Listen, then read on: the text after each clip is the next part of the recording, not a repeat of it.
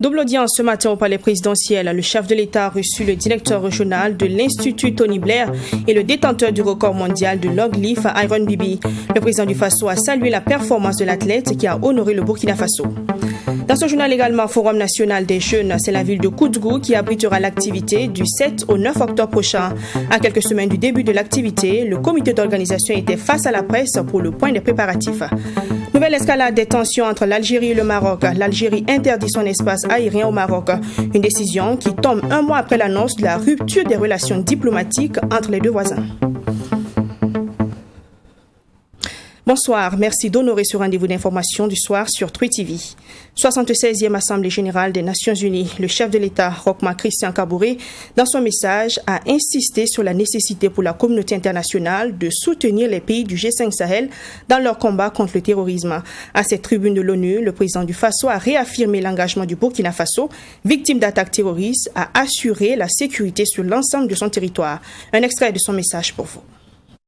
La stabilité, la sécurité et la paix au Sahel ne sont pas seulement une affaire des pays du G5 Sahel. Burkina Faso, Mali, Mauritanie, Niger et Tchad. Surtout que la situation résulte, faut-il le rappeler, de l'effondrement de la Libye en 2011 qui a fait exploser la circulation des armes dans la région du Sahel.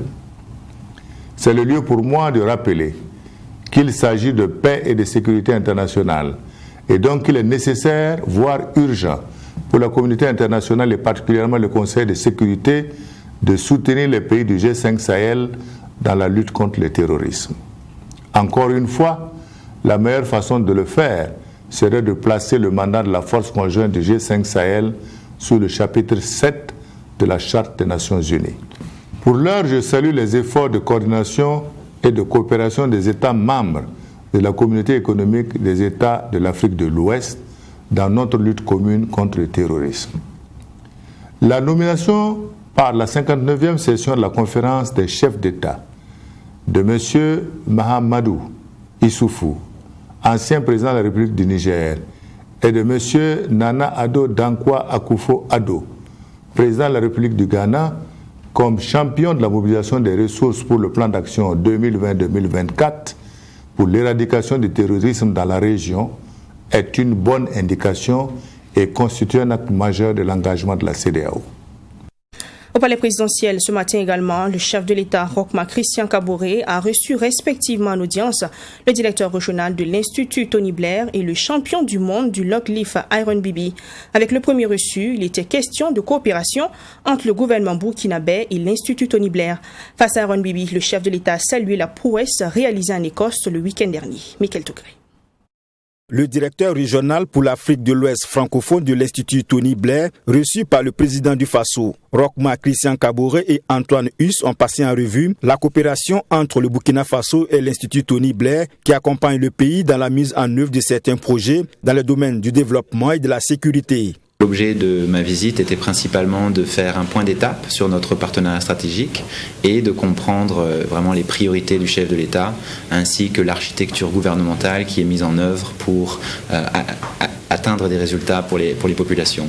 L'Institut Tony Blair, nous collaborons avec le chef de l'État et le gouvernement depuis 2019 de manière intégrée dans les structures auprès des collaborateurs de chef de l'État ainsi que les ministres en charge des secteurs pour améliorer donc la performance du gouvernement, l'action publique, les résultats, puisque c'est vraiment une impulsion présidentielle importante. Avec son titre de l'homme le plus fort du monde, après avoir soulevé une charge de 229 kg à Glasgow, en Écosse, le Burkinabé Cheikh Sanou a présenté son trophée au président du Faso. Roch Marc Christian Kaboré a félicité le champion pour son exploit de 229 kg soulevé.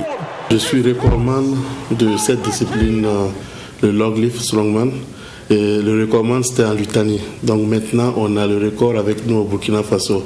Et il m'a encouragé et vraiment je suis très reconnaissant. Et en tant que fils du pays, Bien sûr, je vais continuer de défendre dignement les couleurs du Burkina Faso.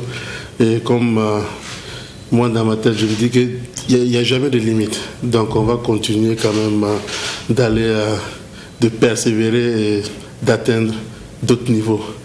Le défi pour le champion Iron Bibi est de hisser très haut ce record de 229 kg afin qu'il soit très difficile à battre, du moins sur le moyen terme, a précisé celui qui pèse 180 kg pour 1m90.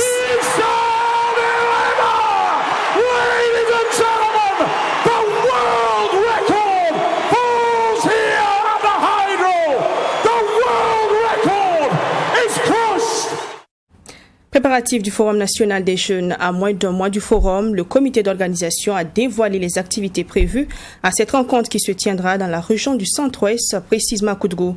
Le Forum des jeunes se tiendra, si tout va bien, du 7 au 9 octobre prochain. Il sied donc pour le comité d'organisation de faire également le point de l'état d'avancement des préparatifs. Chose faite ce matin face à la presse. Fatima Tankim. Réconciliation nationale au Burkina Faso, rôle et place de la jeunesse. C'est sous ce thème que se tiendra l'édition 2021 du Forum national des jeunes. Ce thème, qui sera animé par le ministre d'État en charge de la réconciliation nationale, sera suivi d'autres panels en lien avec les aspirations de la jeunesse burkinabé. En plus des différents panels, ces 3 jours consacrés à ce forum permettront de mener également d'autres activités. Il y a le Salon de la créativité et de l'innovation qui est à sa 2e édition et qui permettra de valoriser le savoir et le savoir-faire donc des promoteurs, des jeunes entrepreneurs. Il y a les concertations entre les jeunes. Et ces concertations vont être faites sous forme de caucus pour permettre aux jeunes donc de réfléchir sur leurs préoccupations afin de retenir donc celles à exposer à son Excellence, Monsieur le Président du Faso et aux membres du gouvernement. Il y a surtout le dialogue direct entre les jeunes et son Excellence, Monsieur le Président du Faso. Outre ce programme, il est prévu des activités socio-économiques et des soirées qui réuniront les jeunes de toutes les couches sociales.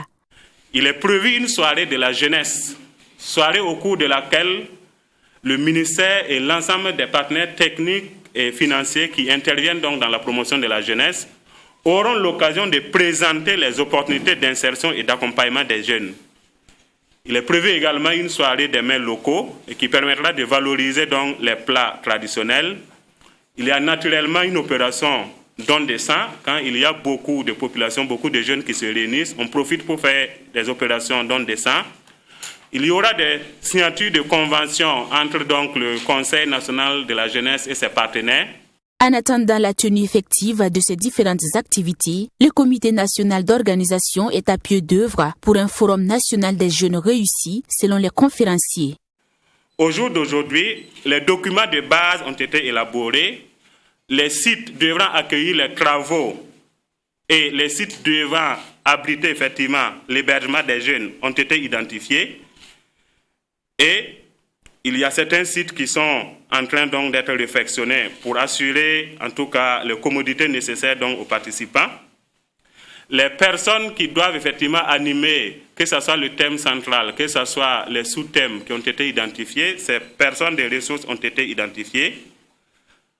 Les jeunes sont en train donc de s'inscrire à partir donc des structures de jeunesse. Et c'est au total 150 millions de francs CFA qui ont été mobilisés pour l'organisation de cette activité qui regroupera au maximum 1000 participants. Projet de revalorisation de la ceinture verte à Ouagadougou. L'Association internationale des maires francophones et la ville de Bordeaux en France vont apporter leur soutien financier à la ville de Ouagadougou dans cet élan. L'association promet une somme de 310 000 €, soit un peu plus de 200 millions de francs CFA pour la réhabilitation de 20 hectares de la superficie de la ceinture verte. Promesse scellée hier par le biais d'une signature de convention entre les deux parties. Pour les précisions, on est reparti avec Fatima Tankima. À travers cette signature de convention, l'Association internationale des maires francophones et la ville de Bordeaux s'engagent à mobiliser la somme de 310 000 € au profit de la ville de Ouagadougou. Une somme qui permettra de financer le projet de réhabilitation de 20 hectares de la superficie de la ceinture verte de Ouagadougou. L'expérience que nous avons faite jusqu'à présent, nous sommes à peu près à une dizaine d'hectares qui ont été aménagés et avec 300 femmes qui sont installées. Et avec les 20 hectares, nous comptons installer à peu près 8000 femmes qui vont s'occuper non seulement des arbres qui vont y être plantés, et également pouvoir faire du maraîchage pour subvenir à leurs besoins. Pierre Bailey, représentant des partenaires, s'est dit impressionné par le dynamisme des autorités communales, des maraîchers et des pépiniéristes autour de ce projet. Un projet qui permettra à la ville de Ouagadougou de rentrer dans l'histoire selon lui sera présenté à une conférence sur les forêts à Paris. Et ce projet sera présenté sous une forme de film. Et ensuite, à Glasgow, un mois plus tard, au moment de la COP26, ce projet sera aussi présenté devant l'ensemble des délégations internationales. Donc, on arrive à un grand moment. Un grand moment parce qu'on montre qu'à travers les forêts, on peut associer les populations, c'est-à-dire on humanise ce dossier. Ce n'est pas simplement une simple ceinture verte, c'est aussi tout un ensemble qui tourne autour de la forêt et des associations locales pour faire du maraîchage et des cultures vivrières.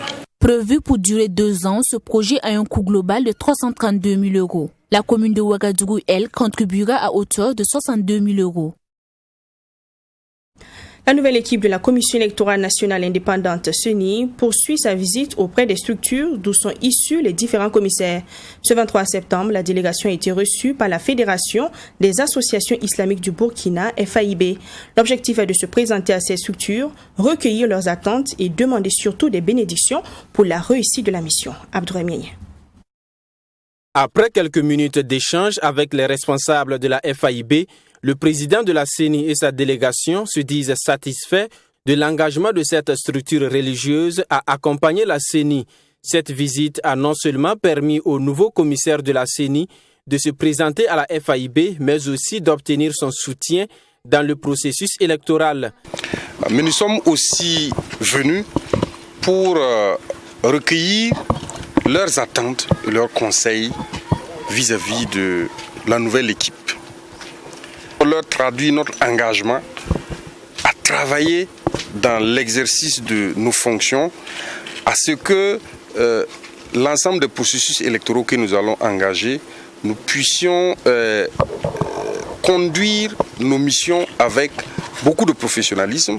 Les responsables de la Fédération des associations islamiques du Burkina ont salué cette démarche de la CENI.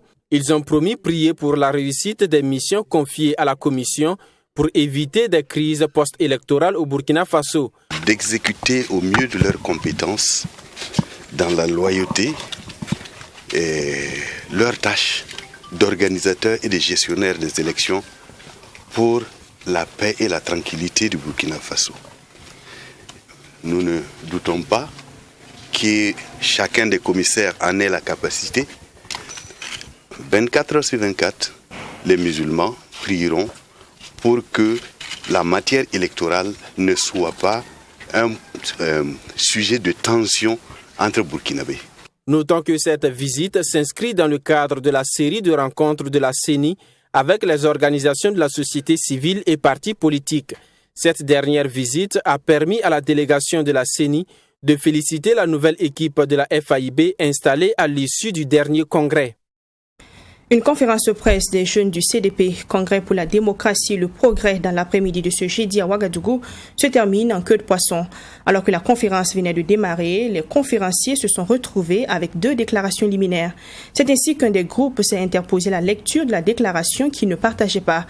S'en est suivi une bagarre de groupe et il a fallu l'intervention des éléments de la police pour limiter les dégâts. Les images avec Yassine Sawadgo. C'est une conférence de presse qui se transforme en bagarre entre jeunes du secrétariat national de la jeunesse du Congrès pour la démocratie et le progrès CDP.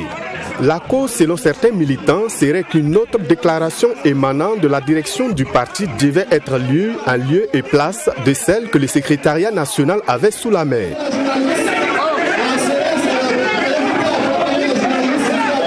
Ce qui m'est revenu comme information, c'est qu'il y a eu 2 déclarations liminaires.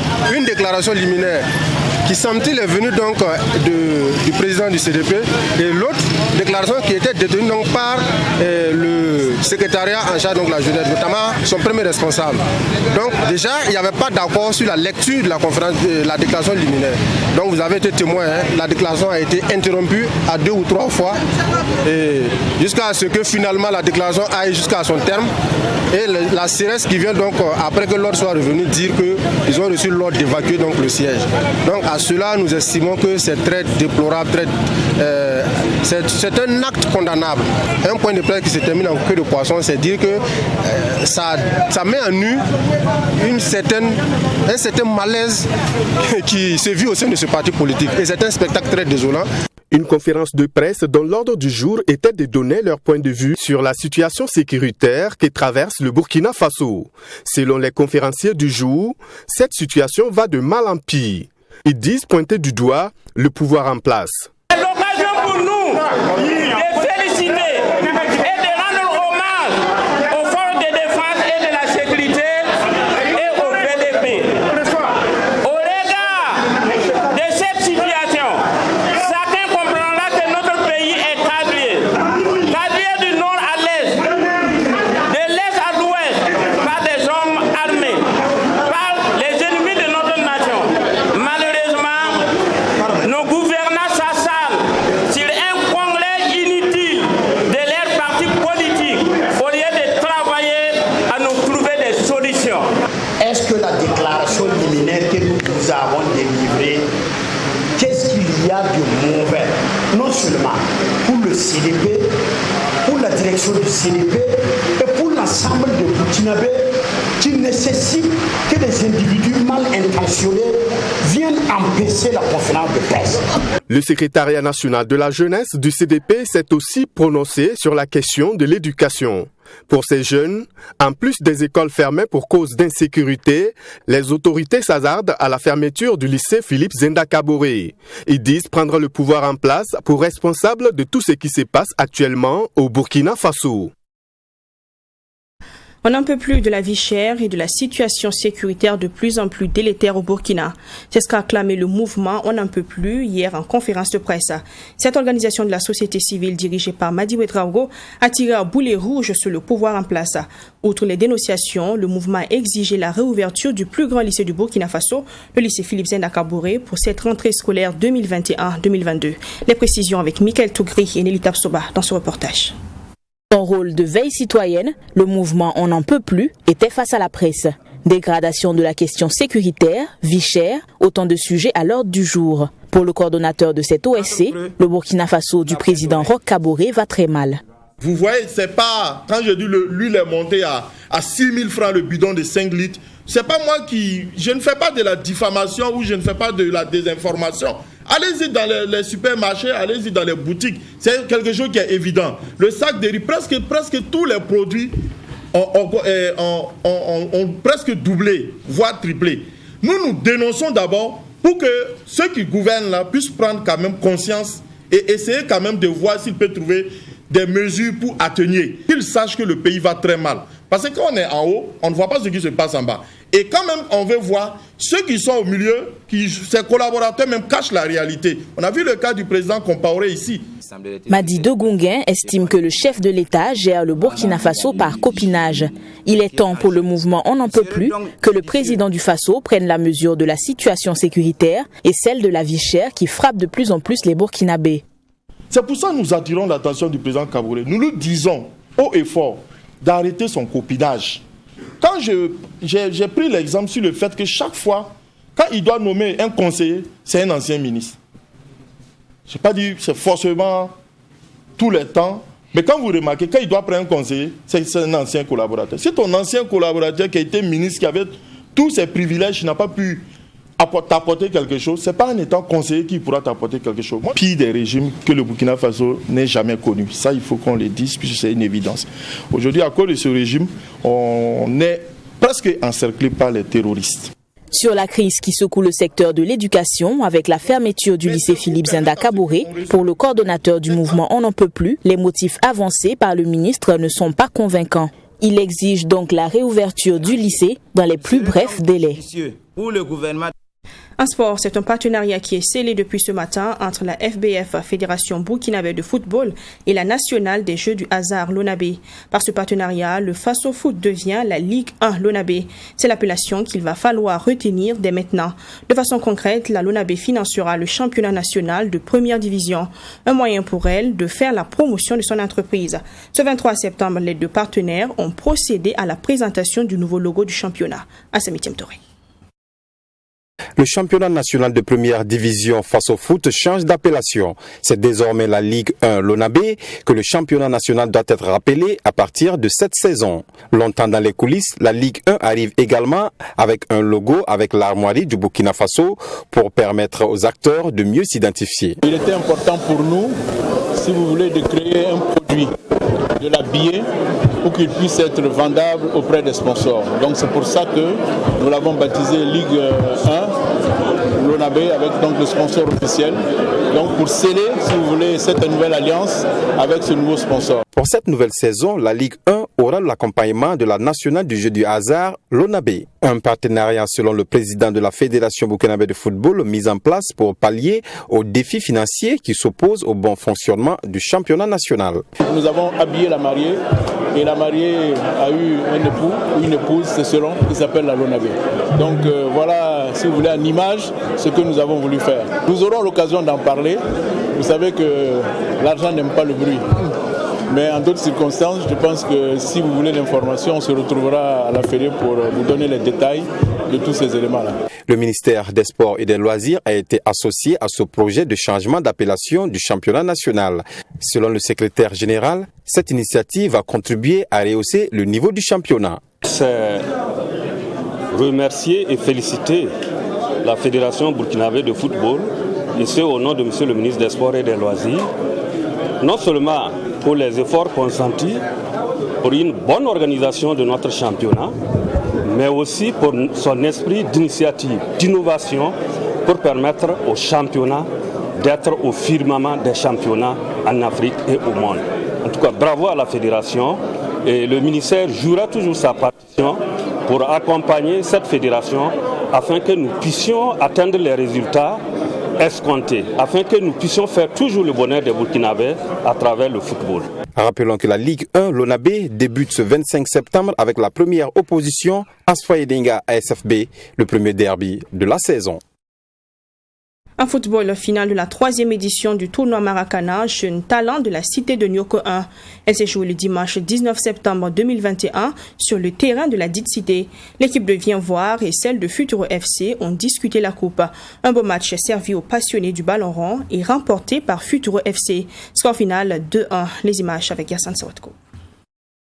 La finale du tournoi Maracana Jeune Talent de la cité de Nioko 1 a mis aux prises Futuro FC en rouge à l'équipe Vienvoire en vert et noir. Dès l'entame du match, l'équipe Vienvoire prend les choses en main et ouvre le score. Les rouges de Futuro FC ne vont pas se laisser faire puisqu'ils vont revenir au score. Un but partout à la mi-temps. En deuxième partie, l'équipe de Futuro FC aggrave le score. Vienvoire va tenter de revenir au score, mais c'est sans compter sur une équipe de Futuro FC bien en place. 2-1 pour Futuro FC au coup du sifflet final.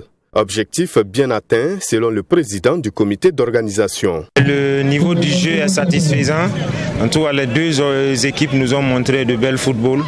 On espère revoir certains éléments des équipes dans l'élite du Faso Foot. Les objectifs sont largement atteints vu la mobilisation de ce soir.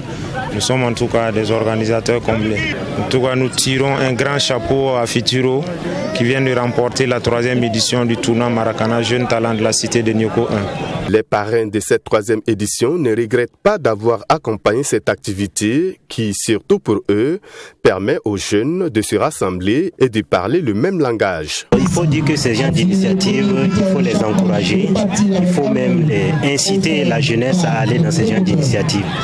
Alors l'association Jeunes Talents a eu en tout cas le flair d'initier cette activité dont nous sommes aujourd'hui à la 3e édition. Et le thème est très intéressant, Jeunes unis pour la cohésion et la stabilité sécuritaire de notre pays.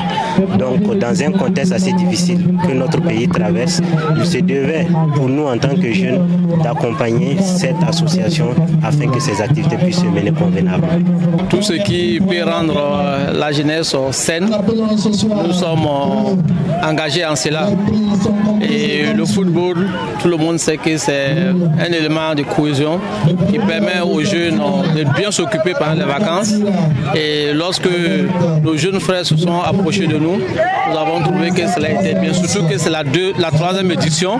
Et nous avons vu les 2 autres éditions passer.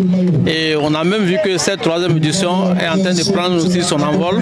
Donc on a décidé d'associer notre image à cela pour les accompagner, pour les encourager, parce que c'est une bonne chose. Notons que la 3e édition du tournoi Jeunes Talents de la cité de Nyoko 1 a débuté dans le mois d'août avec 32 équipes.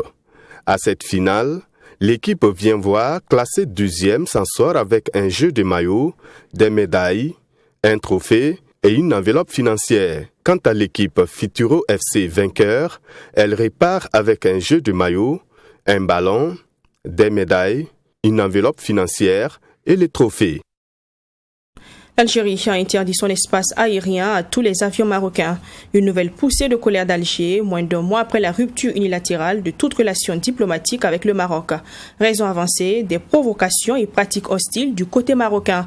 Le gouvernement algérien n'a pas apporté plus de précisions. L'Algérie a interdit son espace aérien à tous les avions marocains. Une nouvelle poussée de colère d'Alger, moins d'1 mois après la rupture unilatérale de toute relation diplomatique avec le Maroc. Le pays a décidé la fermeture immédiate de son espace aérien à tous les avions civils et militaires marocains, ainsi qu'aux appareils immatriculés au Maroc. Raison avancée, des provocations et pratiques hostiles du côté marocain. Mais le gouvernement algérien n'a pas apporté plus de précisions. Dans l'immédiat, cette décision affectera les appareils marocains dont les trajets survolent le territoire algérien. Et c'est tout, car depuis 1 an et demi, les frontières aériennes de l'Algérie sont pratiquement fermées en raison de la crise sanitaire. Elles n'ont rouvert que le 1er juin dernier vers 7 pays seulement et le Maroc ne faisait pas partie des élus. Depuis mars 2020, les Algériens se rendent donc au Maroc en transitant par la Tunisie. Les relations entre l'Algérie et son voisin se sont dégradées surtout en raison du dossier du Sahara occidental, vaste territoire désertique que se disputent le Maroc et la République arabe sahraoui démocratique, soutenue par Alger. Fin de ce 20h, merci de l'avoir suivi. Je vous donne rendez-vous demain 20h. Prenez soin de vous. Bonsoir.